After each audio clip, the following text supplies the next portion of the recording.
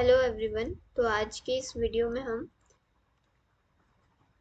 Chapter the rise of nationalism in Europe के MCQ number 9 से लेकर टोटल जो इसमें रहेंगे वो हैं 26। ठीक है, फिर फिल इन द ब्लैंक्स आएंगे कुछ 5, फिर ट्रू फॉल्स 5, और हो सके तो इसी वीडियो में हम असर्शन रीजन का भी पूरा प्रोसेस कर लेंगे। असर्शन रीजन जो है इसमें 7 है। ठीक है, तो लेट्स स्टार्ट। 9th क्वेश्चन क्या है? Treaty of Constantinople recognised as an dash as an independent nation. यानी कि जो ट्रीटी ऑफ कॉन्स्टेंटिनोपल है, जो इसकी ट्रीटी है, क्रांति है, वो कैसे रिकॉग्नाइज जब वो होती है तो कौन सी इंडिपेंडेंट नेशन या कौन सी इंडिपेंडेंट कंट्री से वो रिकॉग्नाइज की जाती है? तो वो है ग्रीस। ठीक है। 10th question, which of the following did not play a role to develop nationalist sentiments? इनमें से कौन सा नेशनलिस्ट सेंटिमेंट्स के लिए रोल प्ले नहीं करता है? यानी कि जैसे कुछ नेशनल, इंटरनेशनल, स्टेट, डिस्ट्रिक्ट, ऐसे ऐसे कुछ आपके लगते भी होंगे टूर्नामेंट्स, तो उस वजह उससे एक आर्ट का टूर्नामेंट लग जाता है ना, म्यूजिक का भी लग जाता है। क्लाइमेट का कोई ऐसा नेशनलिस्ट में कोई रोल नहीं है, ये अपनी मर्जी का मालिक है। ठीक है। 11th question, who was proclaimed the king of United Italy in 1861? United Italy का किंग 1861 में किसे प्रोक्लेम या किसे कहा गया था? तो इसमें ऑप्शंस है Giuseppe Garibaldi, Victor Emmanuel two, Giuseppe Mazzini and Cavour. तो इसका आंसर जो है वो रहेगा Victor Emmanuel two. Next, liberal nationalist mainly belong to which class? जो लिबरल नेशनलिस्ट है वो कौन सी क्लास से बिलोंग करते हैं? ठीक है, elite class, educated middle class elite, working class, artisans. Educated middle class elite, liberal nationalist. ठीक है, liberty you know. Next question, where was the first upheaval took place in July 1803? Upheaval पहला जुलाई 1803 में कहाँ पर था? तो इटली, फ्रांस, जर्मनी, ग्रीस। तो दैट वाज फ्रांस। ठीक है, ये आपका 13th question. 14th, the most serious source of nationalist, the most serious source of nationalist tension in Europe after 1871 was an area called, मतलब जहाँ पे सबसे सीरियस टेंशन जो यूरोप में चली थी नेशनलिस्ट तौर पर, है ना, 1871 के बाद, तो उस एरिया को हम क्या कहते हैं? बाल्कन्स। ठीक है। 15th question, which of the following was not a part of Napoleon's defeat? Napoleon's defeat का कौन सी जगह जो है या कौन सी कंट्री जो है वो उसका कोई पार्ट नहीं है, मतलब कोई पार्ट नहीं है? तो that was Italy. This was answer Italy. Next question, 16th, which newly designed flag was chosen to replace the formal flag Royal Standard in France? कि कौन सा नया जो फ्लैग डिजाइन किया गया है उसे हम royal standard was chosen to replace the formal flag royal standard in France, मतलब जो पहले फॉर्मल फ्लैग चला था फ्रांस में उसको रॉयल स्टैंडर्ड के उसे डिजाइन किया गया फ्रांस में, तो उस फ्लैग, वो कौन सा फ्लैग है? That was tree colour. Next, which of the following reforms made the whole system in France more rational and efficient? इनमें से चारों में से कौन सा रिफॉर्म रैशनल और एफिशिएंट माना गया है फ्रांस में? तो दैट वाज एडमिनिस्ट्रेशन। ठीक है, सोशल भी नहीं रहेगा, पॉलिटिकल भी नहीं रहेगा, एडमिनिस्ट्रेशन का रोल सबसे ज्यादा प्ले होता है। ठीक है। 18th question, who destroyed democracy in France? France में डेमोक्रेसी किसने डिस्ट्रॉय की थी? That was Napoleon Bonaparte. Chapters में हम ये पढ़ चुके हैं। 19th question, Which region is ruled over by the Habsburg Empire? Habsburg Empire का जो रीजन, कौन सा region the Habsburg empire rule करता था? That was Austria and Hungary. ये कुछ चैप्टर के बीच में से एमसीक्यूज बनाए। अगर आपने चैप्टर अच्छे से पढ़ा होगा तो you are able to define this. 20th question, what was the main occupation in the mid 18th century in Europe? Europe में मेन ऑक्यूपेशन क्या रहा है 18th सेंचुरी में, मिड 18th सेंचुरी में? ठीक है, पीजेंट्री यानी कि फार्मिंग।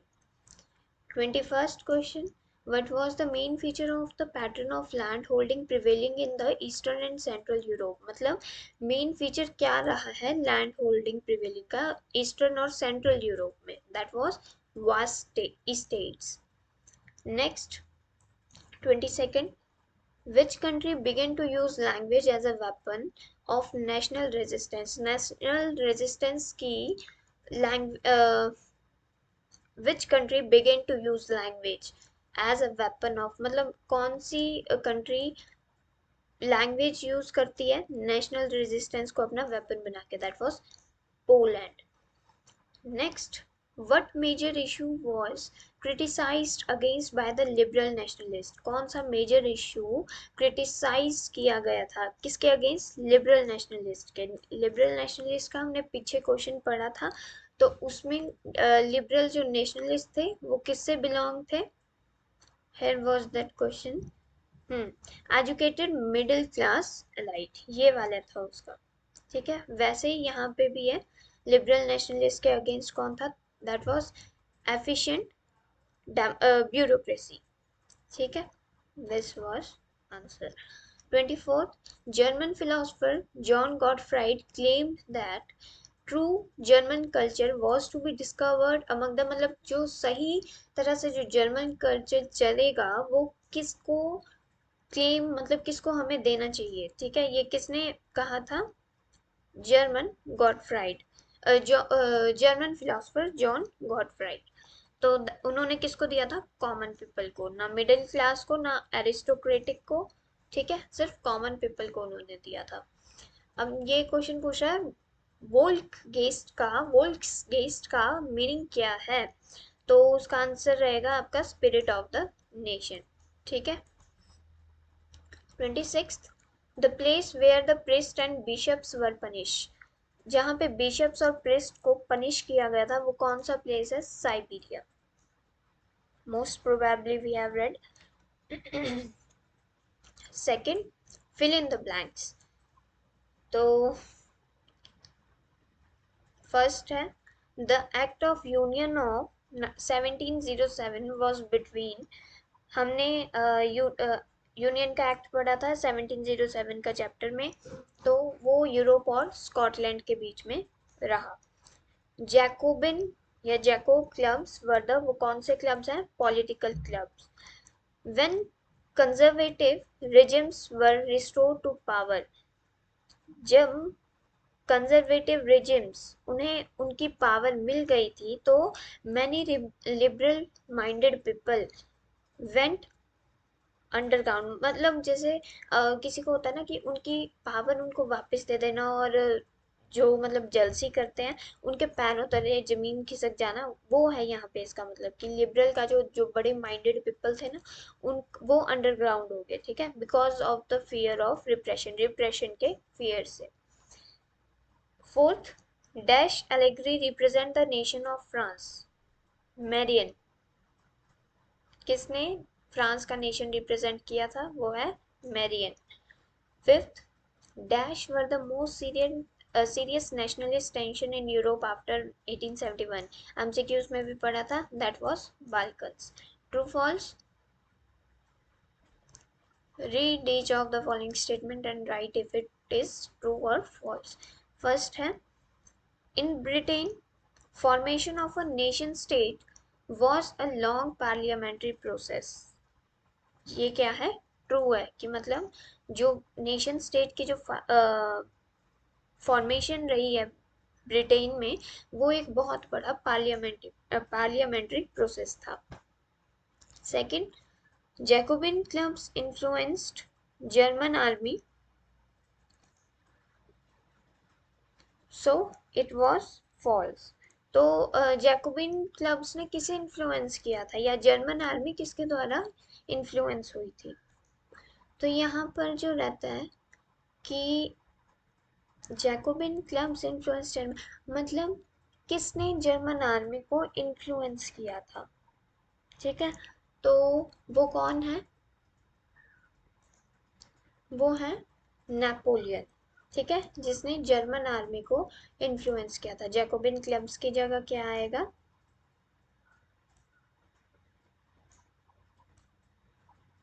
नेपोलियन, ठीक है। और अगर बात करें जैकोबिन क्लब्स किसके द्वारा इन्फ्लुएंस है, तो वो है एडोल्फ हिटलर, ठीक है। So this was false. Third, the Napoleonic board upheld reforms and quality. Napoleonic board जो है वो रिफॉर्म्स और क्वालिटी अपहेल्ड करता है, हाँ जी, true. From 1848, Prussia took on the leadership of the movement of national unification. True. Mazzini was a great revolutionary leader of Romanian. False. कौन है तो? वो है निकोले। कौन है? Nikolay. Nikolay was a great revolutionary leader of Romanian. अब आए assertion और reason। इसमें जो directions दी हैं वो रहेंगी both assertion and reason are true, and reason is the correct explanation of assertion. If both assertion and reason are true but reason is not the correct explanation of assertion, if assertion is true but reason is false, if both assertion and reason are false, ठीक है। इसमें ये 4 direction रहेंगी जो हमें इनमें बतानी है। तो फर्स्ट क्या है इसमें? assertion, Italy was divided into 7 states, of which only one was ruled by the Italian princely house. ये कह रहा है कि इटली जो है वो 7 स्टेट्स में डिवाइड है, जिसमें से सिर्फ एक इटालियन प्रिंसली हाउस द्वारा रूल की जाती है, ठीक है। असर्शन है तो ट्रू, पढ़ा है हमने ये चैप्टर में। द रीजन क्या है? The north was under the domination of the Bourbon Kings of Spain. तो ये क्या बोल रहा है, जो नॉर्थ जो है वो किसके अंडर है? बॉर्बन किंग्स ऑफ स्पेन के। लेकिन वो नॉर्थ नहीं है, वो साउथ है, ठीक है। और नॉर्थ जो है वो ऑस्ट्रियन हैब्सबर्ग के अंडर है, जो हमने ऊपर पढ़ा था द हैब्सबर्ग एम्पायर, वो नॉर्थ का है। और साउथ का है बॉर्बन किंग्स ऑफ स्पेन, ये है साउथ का, ठीक है। तो आंसर क्या है? assertion is true but reason is false। अब इसमें हाँ एक्सप्लेनेशन भी दी है। Italy was divided into 7 states, of which only one, Sardinia Piedmont, was ruled by the, उनमें से कोई एक, जो मैंने बोला था वो कौन सी है? सरदानिया पिडमंट, वो इटालियन प्रिंसली हॉब्स द्वारा रूल की जाती है। हाउस नहीं है ये, पर हॉब्स आएगा यहाँ पे, ठीक है। और रीजन की भी है यहाँ पे, the north was under Austrian Habsburg, जो कि मैंने आपको बताया, और south region was under the domination of Bourbon Kings of Spain. हाँ जी, साउथ का भी मैंने बता दिया, ये सदर्न रीजन और ये नॉर्दर्न रीजन, ठीक है। इसका ये है और इसका ये है। Therefore, assertion is true but reason is false. This was the answer. Answer number C.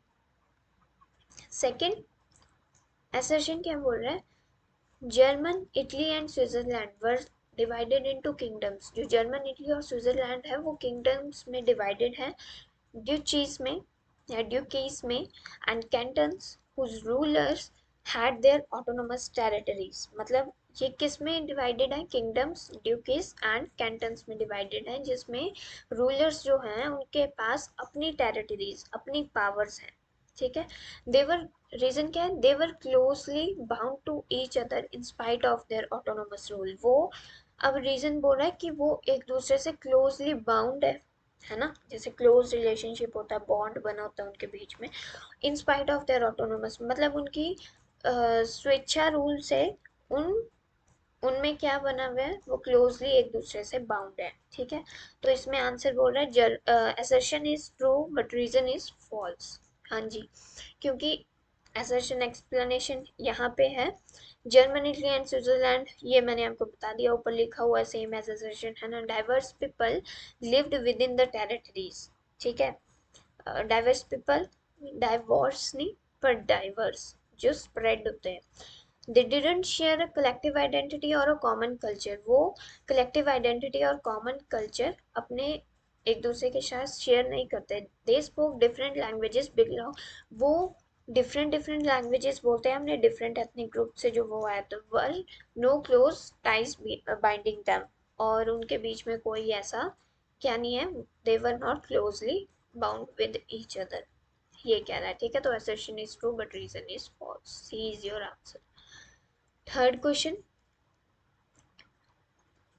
Giuseppe Mazzini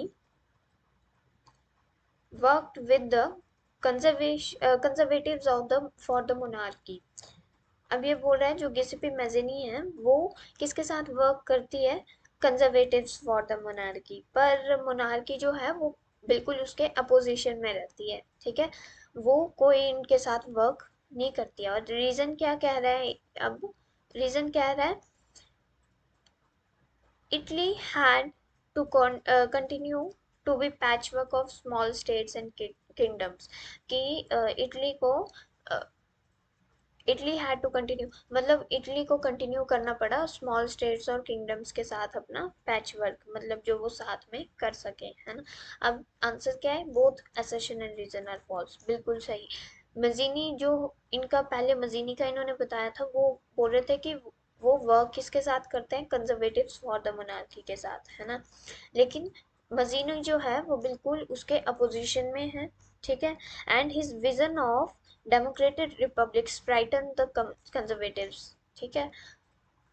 next जो इसमें रीजन बोल रहा है, Italy had to force into a single unified republic within a wider alliance of nations, it could not be patchwork of small states and kingdoms. अब ये बोल रहा है ये जो है वो पैचवर्क स्मॉल स्टेट्स और किंगडम्स का नहीं हो सकता, ठीक है। उनको सिंगल यूनिफाइड रिपब्लिक ही, उसमें वाइडर अलायंस मतलब सिंगल यूनिफाइड रिपब्लिक अपने में ही वो सिंगल काम करते हैं, है ना।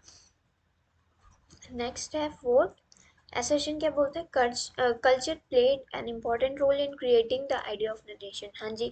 आर्ट हो गया, म्यूजिक हो गया, है ना, ये सारी चीज़ें जो हैं वो नेशन को, नेशन का आइडिया बनाने के लिए, नेशन को डेवलप करने के लिए एक इम्पॉर्टेंट रोल प्ले करती है। रीज़न क्या बोल रहा है, weavers in Silesia had led a revolt against contractors who supplied raw material and gave them orders for finished textiles but drastically reduced their payments। मतलब वो वीवर्स जो हैं सिलाइसा में, उनका एक रिवोल्ट चला है कॉन्ट्रैक्टर्स के अगेंस्ट, मतलब जो हम जो है, मान लो हम हैं वो वीवर्स या जो भी हम काम करते हैं उनके लिए, है ना, हम उनको रॉ मटेरियल सप्लाई कर देते हैं और उनके ऑर्डर्स उन्हें दे देते हैं फॉर फिनिश टेक्सटाइल्स, जो भी उन्होंने हमें कहा होता है, लेकिन एकदम से ड्रास्टिकली वो पेमेंट्स हमारी जो है वो रिड्यूस कर देते हैं। अब बी आंसर कहा है इसने, both assertion and reason are true but reason is not the correct explanation of A, यानी कि assertion, ठीक है। क्यों, नीचे देखें, culture played an important role in creating the idea of the nation, art and poetry, stories, music helped express and shape nationalist feelings, है ना। ये सारा कल्चर प्ले करता है इम्पोर्टेंट रोल, ठीक है, नेशन को आगे डेवलप करने के लिए।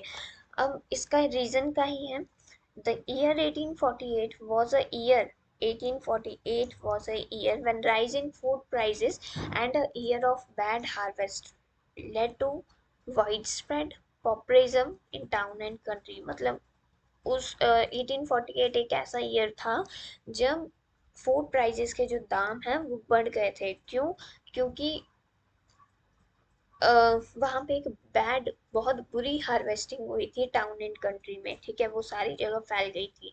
अर्लियर इन 1845 में क्या हुआ, a large crowd of weavers emerged from their homes and marched in pairs up to the mansion of their contractor demanding huge wages and led a revolt। तो ये क्या बोल रहा है, 1845 में क्या हुआ, एक बहुत बड़ा क्राउड वीवर्स का अपने घर से आया, और मतलब बहुत पेयर्स में आया वो, ठीक है। और जो कॉन्ट्रैक्टर की जो डिमांड थी उसको हायर वेजेस में पूरा किया, एंड लेड रिवोल्ट, यानी कि रिवोल्ट होता है कि किसी को डिस्गस्टेड फील कराना, है ना। तो ये सब हुआ था 1845 में। फिफ्थ assertion क्या बोल रहा है, from the very beginning the French Revolutionary introduced various measures and practices like the idea of la patrie and le citoyen, मतलब कि बहुत ही स्टार्टिंग से जो फ्रेंच रेवोल्यूशनरीज थे उन्होंने डिफरेंट डिफरेंट मेजर्स और प्रैक्टिसेस, जैसे कि आइडिया ऑफ ला पैट्री एंड ला सिटियन सिटोइन, ये सारे इंट्रोड्यूस किए, ठीक है। रीजन ये बोल रहा है, assertion सॉरी, रीजन क्या बोल रहा है, this was done to create a sense of collective identity amongst the French people. ये क्यों किया था, ताकि this was done to create a sense of collective, मतलब कलेक्टिवली लोग रहने लगे, है ना, फ्रेंच पीपल के दायरे में रह के ही किया था। तो ये क्या बोल रहा है, अब answer, both reason and assertion are true and reason is the correct explanation of assertion।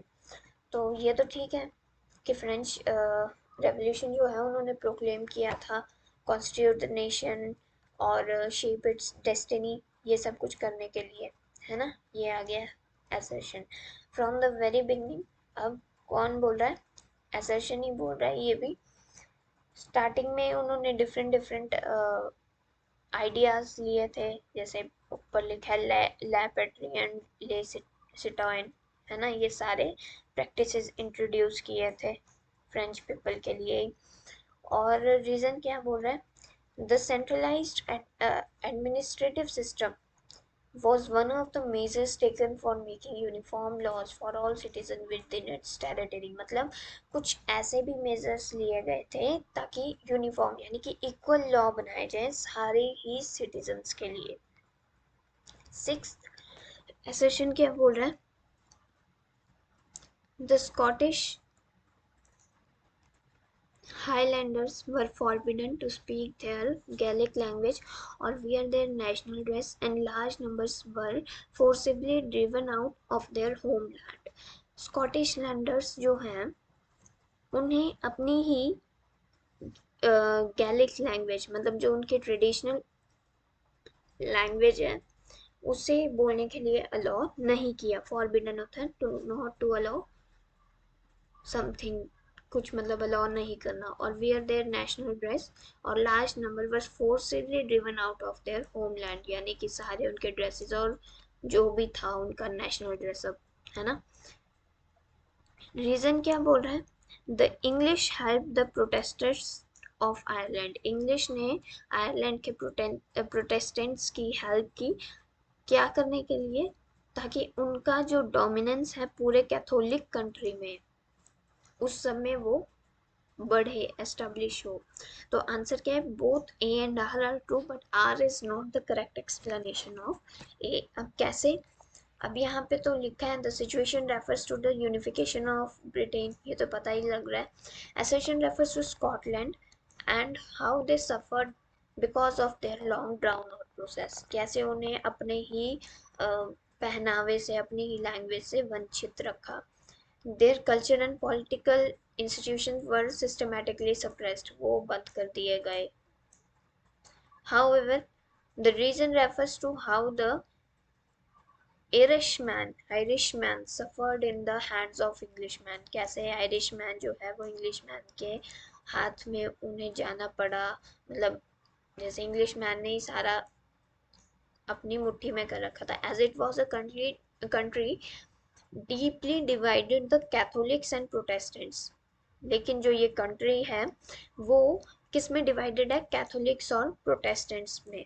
It was largely a Catholic country, ये एक बहुत बड़ी कैथोलिक कंट्री है, लेकिन जो प्रोटेस्टेंट्स हैं गॉट सपोर्ट, उन्हें किसका सपोर्ट मिला, इंग्लिश का सपोर्ट मिला to suppress the Catholic revolts.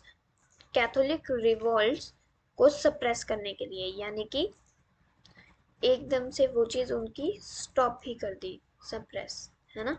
तो इसमें है reason is not the correct explanation of A, उनकी चीज़ें बंद कर दी थी और यहाँ पे कुछ लिखा है कि उनका एस्टेब्लिश करने के लिए ये सब किया था।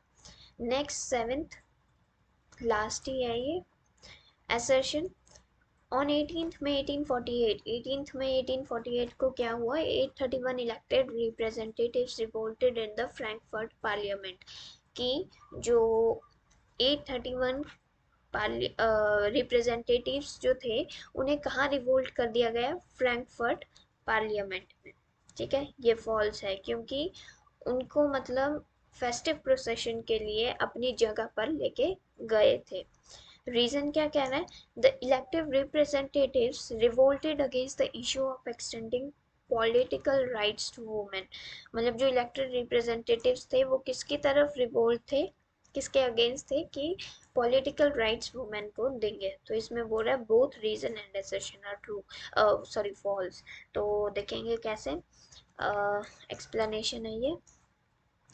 On 18 May 1848, 831 elected representatives marched in a festive procession to take their places in the Frankfurt Parliament convened in the Church of St. Paul.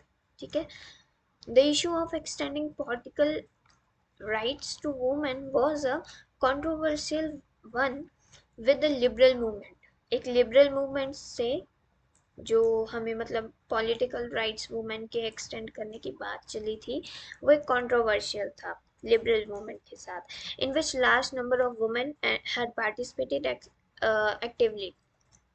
ठीक है, ये बोल रहा है, ऊपर क्या बोल रहा है कि वो अगेंस्ट में थे, पर यहाँ पे क्या है, ये उसके फेवर में थे। ठीक है, और मतलब उसी जो कंट्रोवर्शियल हो रही थी उसी में बहुत सारी वुमेन ने पार्टिसिपेट किया था, therefore both assertion and reason are false, बिल्कुल ही अपोजिट है। ठीक है, तो आज की वीडियो में इतना ही।